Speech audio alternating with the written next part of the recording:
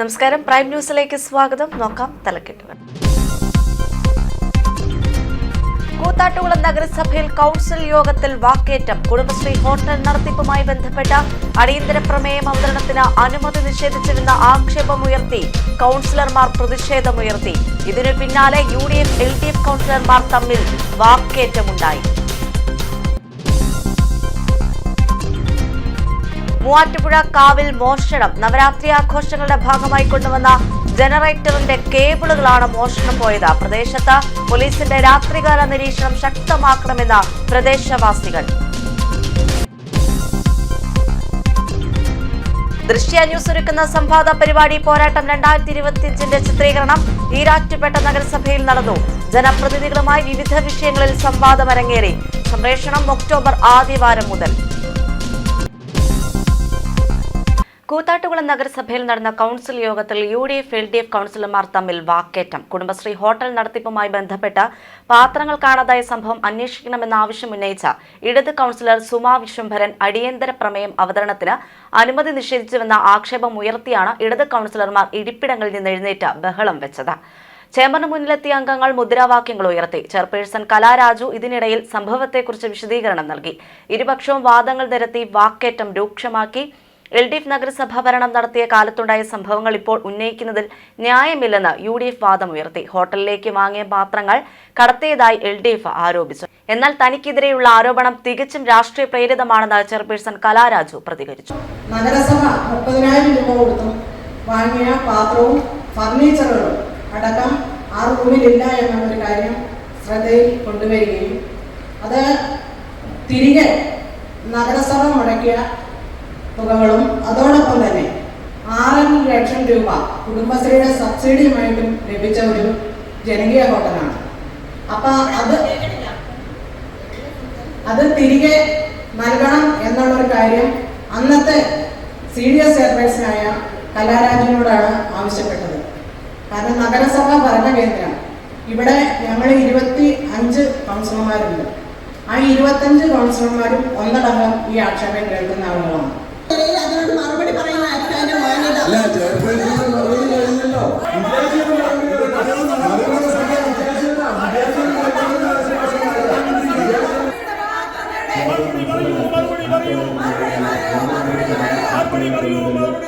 ആ ഹോട്ടൽ നടത്തിയ കാലഘട്ടത്തിൽ 6.5 ലക്ഷം രൂപ ബാങ്ക് വഴി സബ്സിഡിയായി വാങ്ങിയിട്ടുണ്ട്.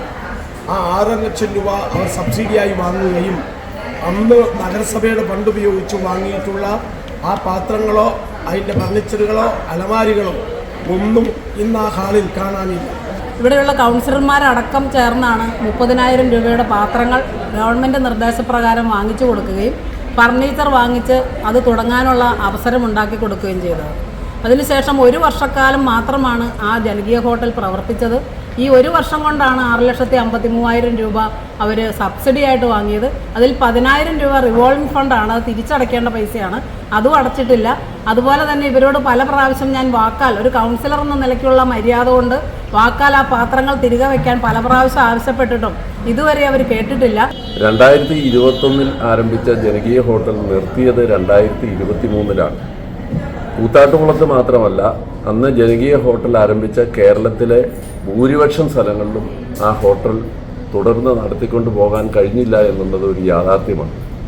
അതായത് വലിയ രീതിയിലുള്ള സബ്സിഡി നിരക്കിൽ ഈ ഹോട്ടലിലേക്ക് ആവശ്യമായിട്ടുള്ള പലവ്യഞ്ജനങ്ങൾ, അരി അടക്കമുള്ള സാധനങ്ങൾ സിവിൽ സപ്ലൈസ് കോർപ്പറേഷൻ വഴി ലഭ്യമാക്കും എന്ന ഉറപ്പിൻ്റെ അടിസ്ഥാനത്തിലാണ് പലരും ജനകീയ ഹോട്ടൽ ആരംഭിച്ചത്. എന്നാൽ ആ ഹോട്ടൽ ആരംഭിച്ച് 3-4 മാസങ്ങൾക്ക് ശേഷം സിവിൽ സപ്ലൈസ് കോർപ്പറേഷൻ വഴി അത്തരത്തിൽ പലവ്യഞ്ജനങ്ങൾ ലഭ്യമാക്കാൻ കഴിഞ്ഞില്ല.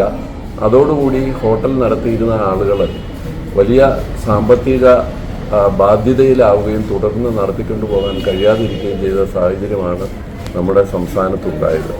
ശ്രീമതി കലാരാജുവിൻ്റെ ഒരു ആർഗ്യുമെൻ്റ് എന്ന് പറയുന്നത് CDSൽ നിന്നും ലോൺ എടുത്തുകൊണ്ട് 50,000 രൂപ ലോൺ എടുത്തുകൊണ്ട് അവർ വാങ്ങിയ പാത്രങ്ങളാണ്, അതിൻ്റെ ലോൺ എമൗണ്ട് അടച്ചു കഴിഞ്ഞു എന്നുള്ളതാണ്. അതിനെ സംബന്ധിച്ച് കൃത്യമായ ഡോക്യുമെൻറ്റുകളുടെ അടിസ്ഥാനത്തിൽ അവർ മറുപടി പറയാം എന്നുള്ളത് കൊണ്ടാണ് അടിയന്തര പ്രമേയത്തിന് ഇന്ന് അവതരണാനുമതി നിഷേധിക്കുന്ന സാഹചര്യമുണ്ടായത്. മൂവാറ്റുപുഴ കാവിൽ മോഷണം. നവരാത്രി ആഘോഷങ്ങളുടെ ഭാഗമായി ശബ്ദ സംവിധാനത്തിലും ലൈറ്റ് സംവിധാനങ്ങളും പ്രവർത്തിപ്പിക്കുന്നതിനായി കൊണ്ടുവന്ന ജനറേറ്ററിന്റെ കേബിളുകളാണ് മോഷണം പോയത്. കഴിഞ്ഞ രാത്രിയിലാണ് മോഷണം നടന്നത്. മൂവാറ്റുപുഴ കാവിനോട് ചേർന്നുള്ള അന്നദാന മണ്ഡപത്തിൽ വൈദ്യുതിയും ജനറേറ്ററുമായി യോജിപ്പിച്ചിരുന്ന കേബിളുകളാണ് നഷ്ടപ്പെട്ടത്. വിദഗ്ധമായി കേബിളുകൾ മുറിച്ചു മാറ്റിയിരിക്കുന്നു. 140 മീറ്ററോളം കേബിളാണ് നഷ്ടപ്പെട്ടിട്ടുള്ളതെന്ന് പറയുന്നു.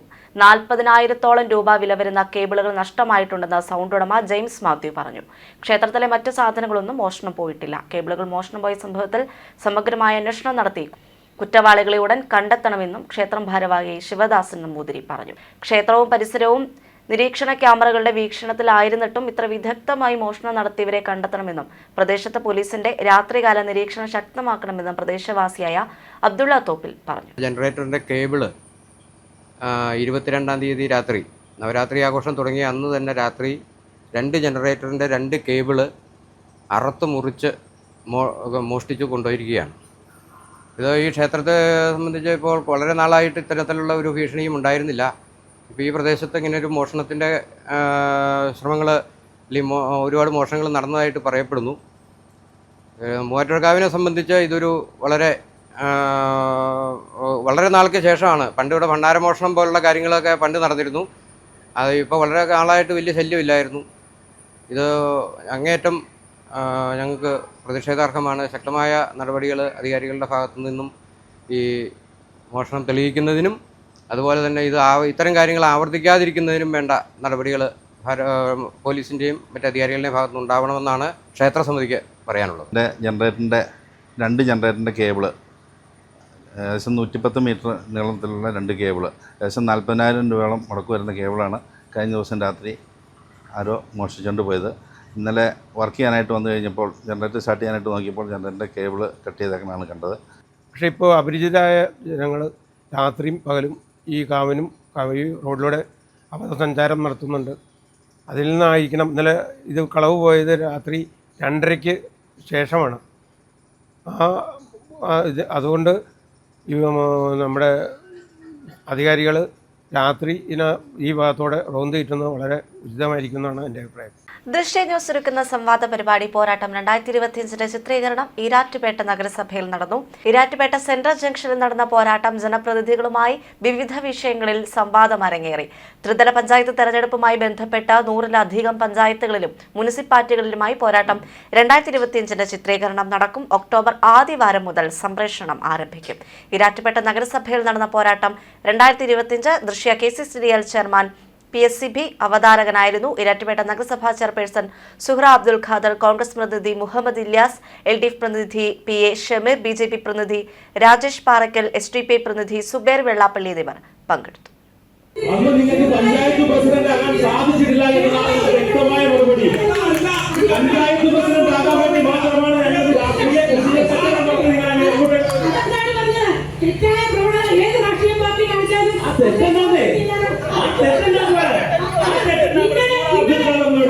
തിരുമാറാടി മണ്ണത്തൂർ മാപ്പാനക്കൽ ഭാഗത്ത് നിന്ന് പെരുമ്പാമ്പിനെ പിടികൂടി. സോളമൻ ഓരത്ത് എന്നയാളുടെ വീടിന് സമീപത്ത് പെരുമ്പാമ്പിനെ കണ്ടതിനെ തുടർന്ന് panchayat vice president MM George, ward member Anitha Baby എന്നിവർ അറിയിച്ചതിനെ തുടർന്ന് ഫോറസ്റ്റ് റേഞ്ച് ഓഫീസറുടെ നിർദ്ദേശപ്രകാരം റെസ്ക്യൂ പേഴ്സണായ സേബി തോമസ് എത്തി പാമ്പിനെ പിടികൂടി. ഡ്യൂട്ടിക്ക് പോയ KSRTC ബസ് ഡ്രൈവർ കുഴഞ്ഞു വീണ് മരിച്ചു. പുതുപ്പള്ളി പെരിങ്കാവ് വാഴത്തറ സിബി സേവിയറാണ് മരിച്ചത്. പുലർച്ചെ 5 മണിക്കുള്ള കോയമ്പത്തൂർ ബസിന്റെ ഡ്രൈവറായിരുന്നു സിബി. ഡിപ്പോയിലേക്ക് പോകുന്ന വഴി കഞ്ഞിക്കുഴി മടുക്കാനി വളവിൽ വെച്ച് ബൈക്കിന്റെ പെട്രോൾ തീർന്നു. പിന്നീട് ബൈക്ക് തള്ളിക്കൊണ്ടുപോയ വഴി കുഴഞ്ഞു വീഴുകയായിരുന്നു. ഇതുവഴി വന്നവർ ചേർന്ന് ഓട്ടോയിൽ കയറ്റി ആശുപത്രിയിൽ എത്തിച്ചെങ്കിലും ജീവൻ രക്ഷിക്കാനായില്ല. മൃതദേഹം പോസ്റ്റ്മോർട്ടത്തിന് ശേഷം ബന്ധുക്കൾക്ക് വിട്ടു നൽകും. മലയാള സാഹിത്യ സാംസ്കാരിക മേഖലകളിൽ സജീവ സാന്നിധ്യമായ ദേവജ മാസിക പ്രസിദ്ധീകരണത്തിന്റെ 19 വർഷം പൂർത്തിയാക്കുന്നു. വാർഷികാഘോഷവും ദേവജ മാസിക ഏർപ്പെടുത്തിയിട്ടുള്ള പങ്കജാക്ഷേമ മെമ്മോറിയൽ കഥാ കവിത അവാർഡ് വിതരണവും കോട്ടയത്ത് നടന്നു. ആനുകാലിക പ്രസിദ്ധീകരണങ്ങൾ നേരിടുന്ന വെല്ലുവിളികളെ അതിജീവിച്ച് സ്വതന്ത്രവും നിഷ്പക്ഷവുമായ നിലപാടുകളിലൂടെ 19 വർഷമായി മലയാള സാഹിത്യ സാംസ്കാരിക മേഖലകളിൽ സജീവ സാന്നിധ്യമായ മാസികയാണ് ദേവജ. ദേവജ പ്രസിദ്ധീകരണത്തിന്റെ 19 വർഷം പൂർത്തിയാക്കുമ്പോൾ പ്രതികൂല സാഹചര്യങ്ങളെ നേരിട്ടും പ്രതിലോമ ശക്തികളോട് പോരാടിയും വസ്തുതകൾ വളച്ചുകെട്ടില്ലാതെ തുറന്നു പറഞ്ഞ ചരിത്രമാണ് ദേവജയ്ക്കുള്ളത്. 19ാം വാർഷികം കെ പങ്കജാക്ഷിയമ്മ മെമ്മോറിയൽ കഥ കവിത അവാർഡ് വിതരണത്തിന് വേദിയായി. കഥാവിഭാഗത്തിൽ സരിത വേണുഗോപാലും കവിതാ വിഭാഗത്തിൽ ജി സുരേഷ് ബാബുവും പുരസ്കാരങ്ങൾക്ക് അർഹനായി. കോട്ടയം പബ്ലിക് ലൈബ്രറി ഹാളിൽ നടന്ന ചടങ്ങിൽ പ്രശസ്ത കഥാകൃത്ത് ബാബു കുഴിമറ്റം അവാർഡുകൾ വിതരണം ചെയ്തു.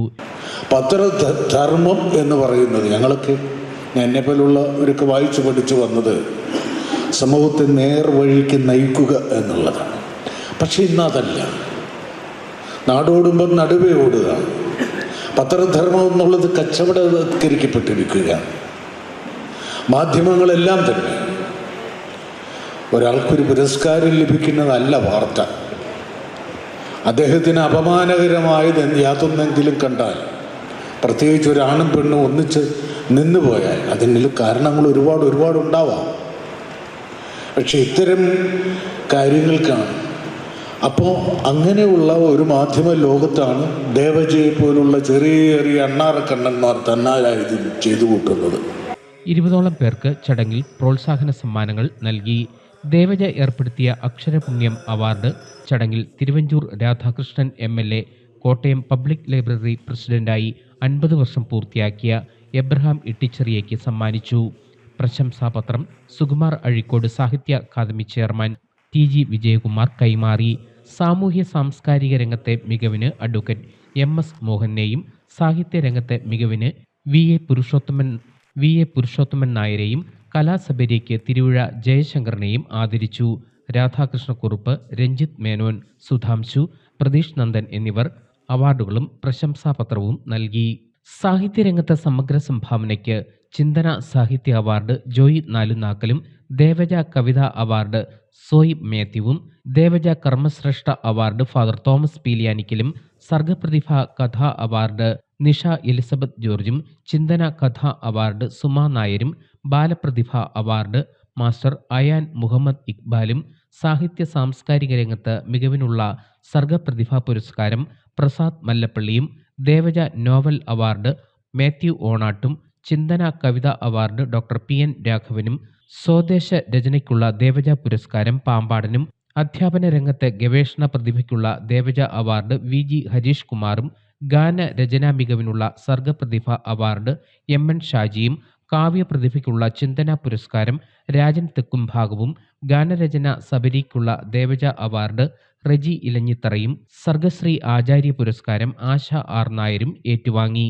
Justice PN Vijayakumar, Mathangi Sathyamoorthy, professor T Harilal, Kiliroor Radhakrishnan, Devaja chief editor N Raghudev, general convener Memuri Sreenivasan, Chinthana കലാസാംസ്കാരിക വേദി സംസ്ഥാന പ്രസിഡന്റ് പുന്നത്തുറ മോഹനൻ നായർ, സാഹിത്യകാര സ്വാശ്രയ സംഘം president Joy Nalunakkal, convener CG Girijan Achari, Chinthana general secretary Murali Dev, joint കൺവീനർമാരായ തങ്കച്ചൻ NJ, ബിജു PK എന്നിവർ പ്രസംഗിച്ചു.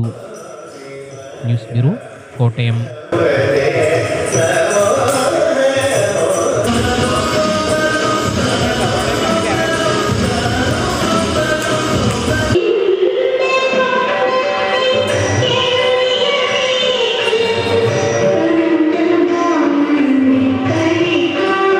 അഖില ഭാരത അയ്യപ്പ സേവാ സംഘം 397 നമ്പർ മല്ലപ്പള്ളി പുറമറ്റം ശാഖയുടെ കീഴിലുള്ള ശ്രീധർമ്മശാസ്ത്ര ക്ഷേത്രത്തിൽ ദേവപ്രശ്ന പരിഹാര ക്രിയകളും കർഷണവും നവധാന്യ വിതയ്ക്കലും സെപ്റ്റംബർ 26 മുതൽ 28 വരെ തീയതികളിലും ഒക്ടോബർ 5-നുമായി നടക്കുമെന്ന് ക്ഷേത്ര ഭരണസമിതി പ്രസിഡന്റ് PR പ്രസന്നകുമാർ വാർത്താസമ്മേളനത്തിൽ അറിയിച്ചു.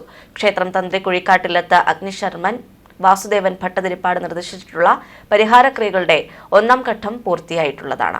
2ാം ഘട്ടമാണ് ക്ഷേത്രം തന്ത്രിയുടെ മുഖ്യ കാർമ്മികത്വത്തിൽ ഇനി നടക്കുന്നത്.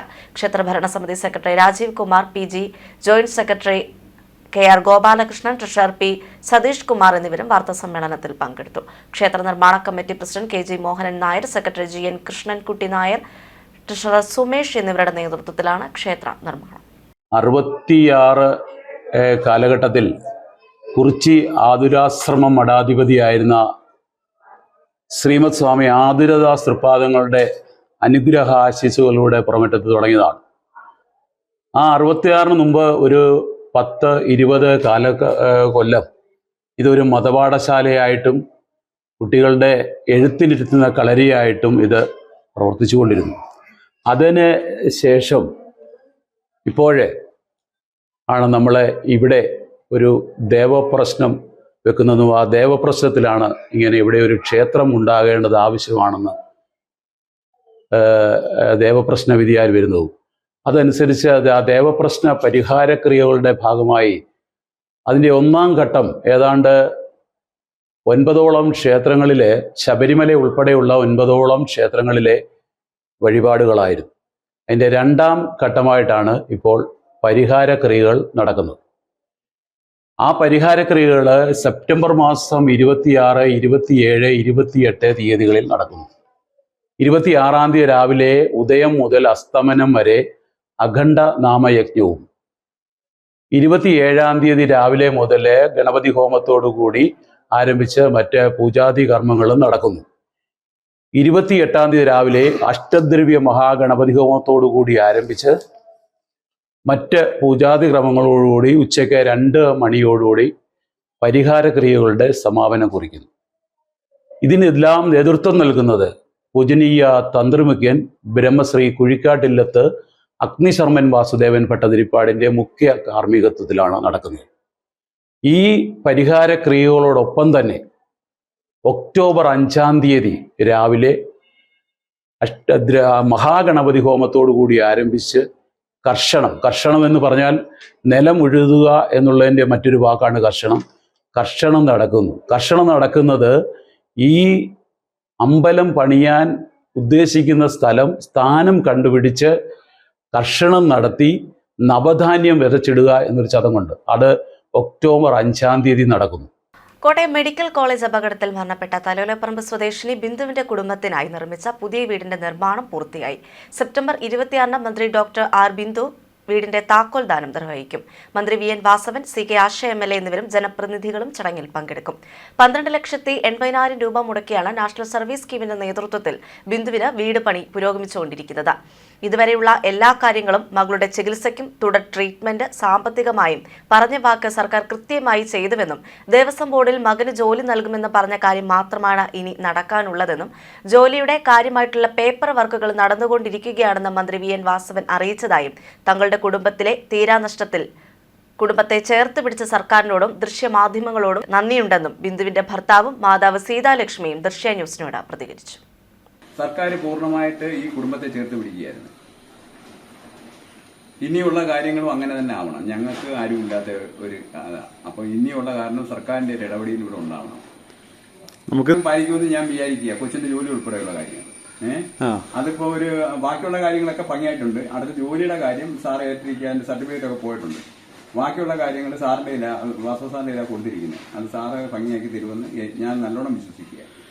അപ്പം ജോലി ഒഴിച്ചിട്ടുള്ള ബാക്കിയുള്ള ഇതുവരെയുള്ള എല്ലാ കാര്യങ്ങളും കുഞ്ഞിന്റെ ചികിത്സ ഉൾപ്പെടെയുള്ള എല്ലാ കാര്യങ്ങളും നന്നായി ചെയ്തിട്ടുണ്ടെന്നാണ് പറയുന്നത്. അല്ലാതെ നമ്മൾ എന്തെങ്കിലും പറഞ്ഞിട്ട് കാര്യമില്ല. നന്നായി അവര് ഞങ്ങൾ ഈ വീടിന്റെ പണിയും കൊച്ചിന്റെ ഓപ്പറേഷൻ തൊട്ടുള്ള കാര്യങ്ങൾ എല്ലാം നന്നായി ചെയ്തിട്ടുണ്ട്. ബഹുമാനപ്പെട്ട വാസവ മന്ത്രി പറഞ്ഞതെല്ലാം നമുക്ക് ശരിയാക്കി തന്നിട്ടുണ്ട്. പെരയുടെ പണിയൊക്കെ പൂർത്തിയായി. സന്തോഷം ഉണ്ടെങ്കിൽ തന്നെ ദുഃഖം താളം കെട്ടി നിൽക്കുന്ന ഞാൻ വാരിക്കൊരി എന്ത് ഞാൻ പറയാനാ. വീട് പൂർത്തിയായി. കോട്ടയം മെഡിക്കൽ കോളേജ് പഴയ കെട്ടിടത്തിന്റെ ഭാഗം ഇടിഞ്ഞു വീണുണ്ടായ ദുരന്തത്തിൽ മരണപ്പെട്ട ബിന്ദുവിന്റെ കുടുംബത്തെ സഹായിക്കുന്നതിന് വേണ്ടി കേരള ഗവൺമെന്റ് വിവിധങ്ങളായിട്ടുള്ള പ്രഖ്യാപനങ്ങൾ നടത്തിയിരുന്നു. ഇത്തരമൊരു ദുരന്ത സാഹചര്യം ഉണ്ടായപ്പോൾ ഉടൻ തന്നെ കേരള മുഖ്യമന്ത്രി ശ്രീ പിണറായി വിജയനും കോട്ടയത്ത് നിന്നുള്ള മന്ത്രി ശ്രീ VN വാസവനും കോട്ടയം മെഡിക്കൽ കോളേജിൽ ഓടിയെത്തുകയും സാഹചര്യങ്ങൾ വിലയിരുത്തുകയും ഗവൺമെന്റ് ഏറ്റവും സമുചിതമായി ഇക്കാര്യത്തിൽ ഇടപെടും എന്ന് പറഞ്ഞിരുന്നു. തുടർന്ന് മന്ത്രിമാർ ബിന്ദുവിന്റെ വീട് സന്ദർശിക്കുകയും സാഹചര്യങ്ങളെല്ലാം മനസ്സിലാക്കുകയും ചെയ്തിരുന്നു. ആ കൂട്ടത്തിൽ കേരളത്തിന്റെ ഉന്നത വിദ്യാഭ്യാസ വകുപ്പ് സാമൂഹ്യ നീതി വകുപ്പ് കൈകാര്യം ചെയ്യുന്ന ഡോക്ടർ ആർ ബിന്ദു ഈ വീട് സന്ദർശിക്കുകയും വീടിൻ്റെ ശോചനീയമായ അവസ്ഥ മനസ്സിലാക്കുകയും ചെയ്തിരുന്നു. കോട്ടയം നഗരസഭയിൽ നിന്ന് 2.4 കോടി രൂപ കബളിപ്പിച്ചെടുത്ത മുൻ ജീവനക്കാരൻ അഖിൽ സി വർഗീസിന്റെ ജാമ്യാപേക്ഷ വിജിലൻസ് കോടതി തള്ളി. മരിച്ചവരുടെ പെൻഷൻ അക്കൗണ്ടിലേക്ക് മുൻപും ഫണ്ട് പോയിരുന്നുവെന്നും ഇത് മറയാക്കിയാണ് തട്ടിപ്പ് നടത്തിയതെന്നും അഖിൽ മൊഴി നൽകി. തട്ടിപ്പിന് ശേഷം ഒളിവിൽ കഴിഞ്ഞിരുന്ന പ്രതി ഓഗസ്റ്റ് 27-നാണ് വിജിലൻസ് അറസ്റ്റ് ചെയ്തത്. കോട്ടയം നഗരസഭയിൽ ജീവനക്കാരനായിരിക്കെ പെൻഷൻ ഫണ്ടിൽ നിന്ന് അമ്മയുടെ പേരിലുള്ള വ്യാജ അക്കൗണ്ടിലേക്ക് 2020 ഫെബ്രുവരി 25 മുതൽ 2023 ഒക്ടോബർ 16 വരെ 2.4 കോടി അയച്ച് തട്ടിപ്പ് നടത്തിയെന്നാണ് അഖിലിനെതിരെയുള്ള കേസ്. ശബരിമല തീർത്ഥാടന കാലത്ത് എരുമേലിയിലെ സ്വകാര്യ പാർക്കിംഗ് മൈതാനങ്ങൾക്ക് പഞ്ചായത്ത് നിയന്ത്രണത്തിന് വിധേയമായി നിരക്കുകൾ ഈടാക്കാമെന്ന് ഹൈക്കോടതിയെ അറിയിക്കും. സെബാസ്റ്റ്യൻ കുളത്തുങ്കൽ MLA അധ്യക്ഷതയിൽ പാർക്കിംഗ് മൈതാനങ്ങളുടെ ഉടമകളുടെ യോഗത്തിലാണ് തീരുമാനം. ദേവസ്വം ബോർഡ്, ജമാഅത്ത്, സ്വകാര്യ പാർക്കിംഗ് സ്ഥാപനങ്ങളുടെ നിരക്കുകൾ ഏകീകരിക്കുന്നതുമായി ബന്ധപ്പെട്ട് ഹൈക്കോടതി പഞ്ചായത്തിനോട് നിലപാട് തേടിയിരുന്നു. എരുമേലിയിലെ പാർക്കിംഗ് മൈതാനങ്ങളിൽ അമിത നിരക്ക് വാങ്ങി തീർത്ഥാടകരെ ചൂഷണം ചെയ്യുന്ന സംഭവങ്ങൾ സംബന്ധിച്ചുള്ള പത്രവാർത്തകളുടെ അടിസ്ഥാനത്തിലാണ് ഹൈക്കോടതി ശബരിമല ബെഞ്ച് സ്വമേധയാ കേസെടുത്തത്. ഈ കേസിലാണ് പഞ്ചായത്തിൻ്റെ നിർദ്ദേശം കൂടി ഹൈക്കോടതി തേടിയത്.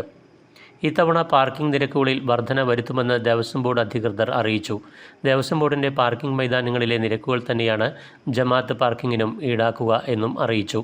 അതേസമയം ദേവസ്വം ബോർഡിൻ്റെ നിരക്ക് വാങ്ങാൻ കഴിയില്ലെന്ന നിലപാടാണ് സ്വകാര്യ പാർക്കിംഗ് മൈതാനം ഉടമകൾ മുന്നോട്ട് വെച്ചത്. ദേവസ്വം ബോർഡാണ് അവരുടെ മൈതാനങ്ങളിൽ അടിസ്ഥാന സൗകര്യങ്ങൾ ഒരുക്കുന്നത്. സ്വകാര്യ പാർക്കിംഗ് മൈതാനങ്ങൾ സ്വന്തം നിലയിൽ പണം ചെലവഴിച്ചാണ് അടിസ്ഥാന സൗകര്യങ്ങൾ ഒരുക്കുകയും പരിപാലിക്കുകയും ചെയ്യുന്നത്. ദേവസ്വം ബോർഡ് നിരക്ക് വാങ്ങി സ്വകാര്യ മൈതാനങ്ങൾ നടത്താൻ കഴിയില്ല. അതിനാൽ സ്വന്തം നിരക്ക് വാങ്ങാൻ അനുവദിക്കണമെന്നാണ് സ്വകാര്യ പാർക്കിംഗ് മൈതാന ഉടമകളുടെ നിലപാട്. സ്വന്തം നിലയിൽ വിപുലമായ അടിസ്ഥാന സൗകര്യങ്ങളും കുടിവെള്ളവും വൃത്തിയുള്ള ശുചിമുറിയും ഒരുക്കുന്നതിനാൽ അതിനനുസരിച്ചുള്ള നിരക്കാണ് തങ്ങൾ വാങ്ങുന്നതെന്ന് ചെമ്പകത്തുങ്കൽ മൈതാനത്തിൻ്റെ പ്രതിനിധി അറിയിച്ചു. സ്വകാര്യ പാർക്കിംഗ് മൈതാനങ്ങളുടെ സാഹചര്യങ്ങൾ സംബന്ധിച്ച് ശാസ്ത്രീയ പഠനം നടത്തി വേണം നിരക്ക് സംബന്ധിച്ച് തീരുമാനം എടുക്കാനെന്ന് സലീം കണ്ണങ്കര ആവശ്യപ്പെട്ടു. എരുമേലിയുടെ മതസൗഹാർദ്ദ സ്വഭാവം ഉൾക്കൊണ്ടുകൊണ്ടുള്ള നിരക്ക് മാത്രമേ ഈടാക്കുന്നുള്ളൂവെന്ന് സ്വകാര്യ പാർക്കിംഗ് മൈതാനമുടമ ഷാജഹാൻ പറഞ്ഞു. പാർക്കിംഗ് മൈതാനങ്ങളിലെ ചൂഷണം യാഥാർത്ഥ്യമെന്ന് വിമർശനമുയർന്നു. കഴിഞ്ഞ തീർത്ഥാടന കാലത്ത് എരുമേലിയിലെ റവന്യൂ സ്ക്വാഡിൽ ജോലി ചെയ്തിരുന്ന ഉദ്യോഗസ്ഥനാണ് യോഗത്തിൽ ഈ വിമർശനം ഉന്നയിച്ചത്. പല പാർക്കിംഗ് മൈതാനങ്ങളിലും അമിത നിരക്കാണ് വാങ്ങുന്നത്. വാഹനങ്ങൾ ഇറങ്ങിപ്പോകുന്ന സമയത്താണ് രസീത് നൽകി പണം വാങ്ങുന്നത്. 50 രൂപ നിശ്ചയിച്ച സ്ഥലത്ത് 250 രൂപ വരെ പാർക്കിംഗ് മൈതാനം നടത്തിപ്പുകാർ വാങ്ങുന്നത് ബോധ്യപ്പെടുകയും വാങ്ങിയ പണം തിരികെ കൊടുപ്പിക്കുകയും ചെയ്ത സംഭവങ്ങളുണ്ടായി. ഒപ്പം തീർത്ഥാടകരെ ഭീഷണിപ്പെടുത്തുന്ന സംഭവങ്ങളും ഉണ്ടാകുന്നുണ്ടെന്നും ആരോപിച്ചു. ദൃശ്യ ന്യൂസ്, എരുമേലി. തലോലപ്പറമ്പിൽ ബൈക്ക് നിയന്ത്രണം വിട്ടുമറിഞ്ഞുണ്ടായ അപകടത്തിൽ പരിക്കേറ്റ് ചികിത്സയിലായിരുന്ന ഗ്രഹനാഥൻ മരിച്ചു. റിട്ടയർഡ് ഉദ്യോഗസ്ഥൻ മറവൻതുരത്ത് രാഘവ മന്ദിരത്തിൽ ശിവൻകുട്ടി നായരാണ് മരിച്ചത്. 74 വയസ്സായിരുന്നു. മറവൻതുരത്തിൽ ചൊവ്വാഴ്ച വൈകിട്ട് 4 മണിയോടെയായിരുന്നു അപകടം നടന്നത്. തുടർന്ന് മുട്ടച്ചിറയിലെ സ്വകാര്യ ആശുപത്രിയിലും വിദഗ്ധ ചികിത്സയ്ക്കായി പാലായിലെ സ്വകാര്യ ആശുപത്രിയിലും പ്രവേശിപ്പിക്കുകയായിരുന്നു. Prime news പൂർണ്ണമാവുന്നു. നമസ്കാരം.